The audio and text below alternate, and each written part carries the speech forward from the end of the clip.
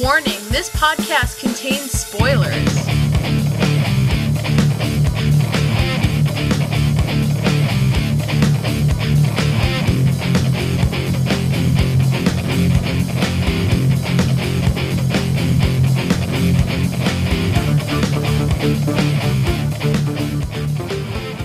Hello everyone, and welcome to the As Seen on TV podcast for Arrow Season 3, Episode 4, The Magician. I am your host, Clio, and welcome to the One Woman podcast. Ollie, in the beginning of the episode, informs Nyssa of Sarah's death. He doesn't even have to say anything. He just, looks her in the eye, and she's like, she's dead. Ah. And, clearly, as Ollie says, Nyssa knows more than she says. So, she always knows. I guess being a part of the League of Assassins, you have to keep the mystery about you. And the thing that she knows is that Sarah's purpose in Starling City was League business. And she very quickly latches onto Malcolm as being the murderer, Sarah's murderer, and that got me going for a bit. I really thought that I was wrong. My theory about Ra's al Ghul was wrong. But I may be right in the end as the episode goes on. There's more and more evidence against Malcolm being the murderer. Nyssa and Laurel, they meet at Sarah's grave and go ahead and add Nyssa to the long list of people who don't believe in Laurel. Nyssa said she doesn't think that Laurel deserves Sarah's jacket. And Laurel has a lot to prove, but this time she knows that she's not ready. And she knows she has to keep training to prove herself in the end. She knows she's not there yet. At the end of the episode, Nyssa tells Laurel that she is impressed that she's been training and that one day she could fill her sister's shoes. That was a nice little scene, and it makes me have hope for Nyssa. But there's more scenes that make me have no hope for Nyssa. I want Nyssa to be part of Team Arrow, and that's where I thought this episode was going, but then it really seems that she's a League of Assassin member, and unless Ollie can turn her against her father, she's going to be on the wrong side of this conflict. Captain Lance gave Sarah information on Malcolm for her mission. I was really surprised that Sarah got her father involved, and that got me thinking maybe that there's more to this, because she wanted to be really protective of her family, of her father and her sister, but then she comes back and gets him involved in League business. That didn't seem, tracking down this monk seemed to be something that she could do on her own. Why would she involve her father? That made me think maybe there was something she couldn't do on her own, but then maybe she just wanted to see her father. So it could be simply more than that, but I just feel like maybe there's something that's going to unravel as we learn more about that mission and what she's been doing for the League. So. Quentin still doesn't know Sarah is dead. Oh my god. The lies in this show just keep getting worse and worse. And now not only Laurel is lying to Quentin, but so is Nyssa. Laurel got Nyssa to lie to him too. And Ollie doesn't know. I'm pretty sure Ollie doesn't know that Laurel is lying. And it's going to slip soon. Ollie's going to go talk to Lance, and or the Arrow will talk to Lance. And it's going to slip that Sarah's dead. And Lance is going to be devastated. Not only that one of his daughters is dead, but that the other daughter lied about it. To his face! Multiple times! It's just... Laurel's character development is great, awesome, I'm so happy, I love her, but it's like, you're doing a dumb. You're doing a dumb. She's in this really angsty middle ground, and when she emerges on the other side, as the Black Canary, I hope some of this, angst will fall away. Thea is opening Verdant, whatever the fuck the name of that club is. She's opening up the nightclub again, that she and Ollie used to run. I have a feeling she's going to use it as a cover, sort of how Ollie / the Arrow uses it as a base. Also, obviously, a means of making money, so that it's not like she's just using Malcolm's money, so she'll have an income, so that when she spends money, it doesn't look weird. This time, when Ollie comes and tells her that Malcolm's alive, this time she's not just leaving information out, she is outright lying to Ollie, to his face, about her not knowing that Malcolm was alive. This is going to be pretty dangerous when Ollie finds out, especially if Thea ends up on the other side of this conflict. Because I have a feeling this conflict is going to be it's going to be the League of Assassins, Team Arrow, and Malcolm. And I have a feeling Taya's going to end up on the wrong side. One of the wrong sides. I just so badly want her to be Speedy and to join Team Arrow and be awesome with her brother and the rest of the team. So Taya and Roy have some little interactions. They're keeping it platonic, and it doesn't seem like when Taya says let's keep it platonic, Roy doesn't go, ugh, Roy is pretty cool about this, and I really think that he just wants to make amends. He doesn't care about what the future holds, neither does she. They sort of want to make amends, be friends at least again, which is really cool, and I like that they're going to be working together, and their relationship's going to get repaired. I don't necessarily want them to get back into mushy, but if that happens, then sure, whatever. But the point is that they are becoming friends and they're healing. So I'm very happy about that. Ollie's flashbacks. He is Amanda Waller's weapon. She tells him who to kill, and he kills it. And Maceo, when Ollie starts asking questions, Maceo's like, you don't want to know. It's better to not know. You don't have to carry that burden. And Ollie just has this sense of righteousness and justice still. He doesn't want to really kill for no reason, because on the island there was a code, and you had to survive, and you killed to survive, and that's I think that's how Ollie was dealing with the fact that he had to kill people. He rationalized it like, oh, I have to live, so this is what has to happen for me to survive. And I think the first time that he sort of stepped out of that boundary was when he tried to kill Slade. He tried to murder Slade instead of giving him the antidote to the Murkuru. The Murkuru!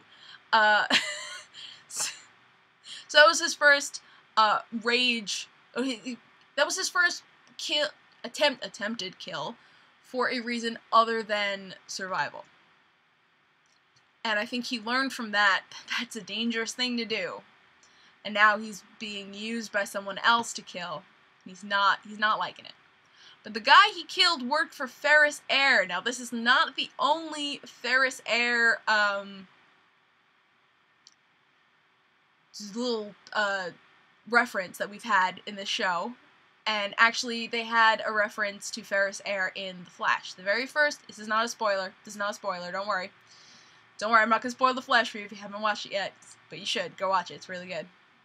But there's an airfield in Central City, which is where the Flash lives. There's an airfield, and it's called Ferris Air. So, they dropped that in the first episode. They dropped it here. I'm pretty sure they've mentioned Ferris Air in other seasons on this show. So I think that they're setting the groundwork to introduce Hal Jordan. Whether or not he becomes Green Arrow... Oh, no. Whether or not he becomes Green Lantern on this show, on The Flash, in a separate show, is, that remains to be seen. But I do think that soon we will get some hint of Hal Jordan. Just my thought. Ollie got the flash drive from the dude he murdered and had information, and now I'm blanking on what the information was. But he tried to use it to sort of get Maceo's family out of Amanda Waller's clutches.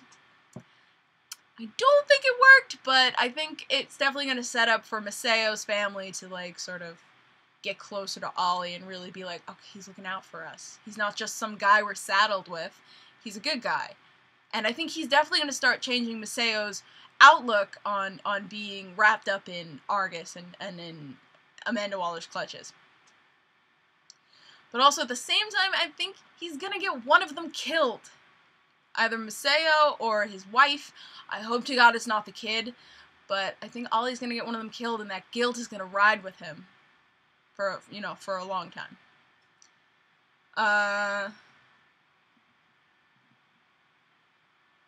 Anyway, Amanda Waller tells Ollie that the plane that he saved from being shot down had an enemy of Argus on it. That blonde-haired Asian lady from the first season, who is awesome, and I forget her name because it's very Chinese. I'm not quite sure. But, excuse me, but since she makes it to season 1, obviously Amanda Waller doesn't get her hands on her in Hong Kong, but she wants Ollie to try and get her, and I think that these are going to be some awesome sequences when Ollie and her meet up. So yeah, I'm quite excited for that. Malcolm is the Magician. That is his code name for the League of Assassins. Now, I don't know why. If any of you know why his nickname is the Magician, if it's some reference to the comics, or if it's, I don't know, something else, please let me know in the comments, because I have no idea. I guess it's just a thing. But, yeah, if you know what his codename refers to, just stick that down in the comments. He's also posing as a monk, which I thought was hilarious. But that seems to be one of his covers for when he's in Starling City, since he is dead, technically. Now, Malcolm is crazy. He's twisted, and he's smart. So he could be lying about everything he said this episode, but I think he's telling the truth about not only him not being the killer, Sarah's killer, but also about Ghul being Sarah's killer. And Nyssa doesn't want to hear anything about it. Yeah, she's like, Malcolm, you killed Sarah. I'm gonna kill you. Blood oath, blood vengeance, whatever. So Nyssa doesn't want to hear it. And I think he's telling the truth. Ollie thinks he's telling the truth because Ollie let him get away. And I think that Malcolm's plan is going to be bigger than Sarah's death. It's going to be bigger than a lot of things. And I really can't wait to see what secrets Malcolm has, not only from us as the audience and Ollie as the Arrow, but also from Thea as his daughter, because he must be keeping secrets from her. I mean, especially if he's got a bigger plan, which I think he does. Because he's an ideological, crazy person. And they usually have plans. Ghul! Yes, we finally get to see him. His costume is perfect. The necklace is perfect. And I just can't wait to see more of him. But they declared Ollie as an enemy of the League of Assassins. And that is a dangerous and scary prospect. I don't know how involved the whole League of Assassins will be, but I know Ghul will... He's slotted to be in about 5 episodes this season. So this is the first one. And if he comes to Starling City, some shit is gonna come down. And he's already been to Starling City because he killed Sarah. But, yeah. The next couple episodes that he's in, some shit's hitting the fan. Things going bad. Just saying. I'm just saying. Next episode, The Secret Origin of Felicity Smoke. When a cyber attack brings Starling City to its knees, Oliver and Felicity are pushed to their limits to contain the destruction. Life gets even more complicated for for Felicity. For Felicity when her mother, Donna, stops by for a surprise visit. Meanwhile, Ted Grant questions Laurel's motives, and Taya buys an apartment with Malcolm's estate money, which infuriates Ollie.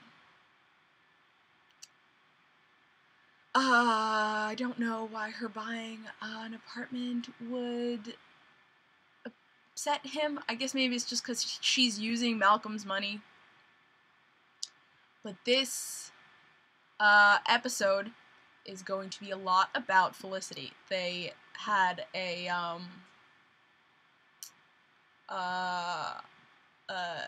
trailer of it, you know, like one of those 30-second spots, and it's something that Felicity can't beat because it's something she made.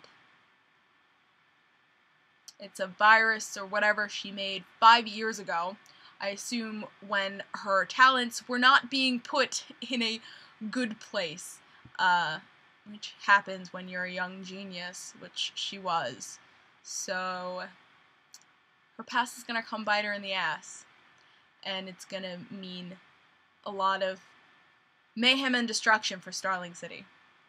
I just had a crazy thought, and I'm gonna put spoiler finger up. So while this finger is up, and you don't want to hear spoilers about The Flash, please mute, and when I put the finger down, there will be no more spoilers for Flash, okay? Okay. Spoiler finger now. Do it. Mute me if you don't want to know about Flash. So, I just had this crazy thought that, if you saw the last episode of Flash, episode 4, season 1, episode 4, Felicity was in it, and she met Dr. Wells. Now, me and Dom have talked a lot about Dr. Wells and how he's shady, and he murdered a dude, and he's probably murdered more dudes, but his interaction with Felicity was weird.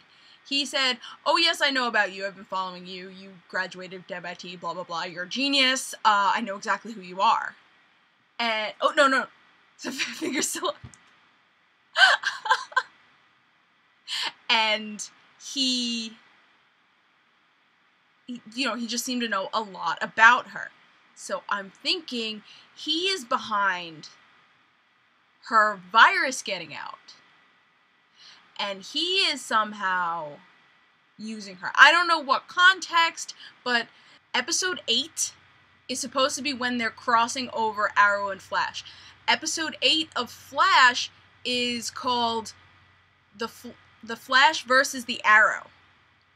And episode 8 of The Arrow is called The Brave and the Bold, which The Brave and the Bold is probably a reference to, The Brave and the Bold is actually a reference to Batman, which, it was like Batman's crossover series with a lot of other DC heroes like The Flash and Green Arrow. So it's definitely a reference to a crossover. But I'm thinking that Wells might be involved in this leak of Felicity's old thing.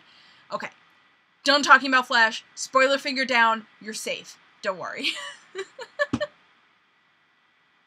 so sorry. That is next episode. Thank you guys so much for watching. I've been Clio Moto and still am Clio Moto, and you can find me on all the socials down below. And you can find all of us and other awesome podcasts of your favorite TV shows at ASO TV Podcast on YouTube, Twitter, Facebook, Gmail, Google+, and MySpace. And don't forget, follow us all over the place. And we do live events, and we'll have the full podcasts on just if you're watching on YouTube, it's right down below. Just scroll down, there'll be clickable stuff on the sides. You'll find it. You got it. Check for our live events. We sit around and bullshit for about an hour before we start recording, so it'll be cool. And that way you can ask us questions. I'm sorry, I can't do Arrow live because my setup is not as good as the other hosts, so all of the other multiple box podcasts are live. So you can go and, if you type in chat, we'll be able to see it while we're doing the podcast, so that we can, you know, put your comments in. And we do that. Like, if you watch our, I believe most of the superhero podcasts we do, we've got a lot of people chiming in with more comic book knowledge that we overlook. So, and if I get anything wrong, like references to the comics and stuff, let me know so I can change it, and I'll give you guys shout outs. So, thank you so much for watching. Tune in next week. Bye bye.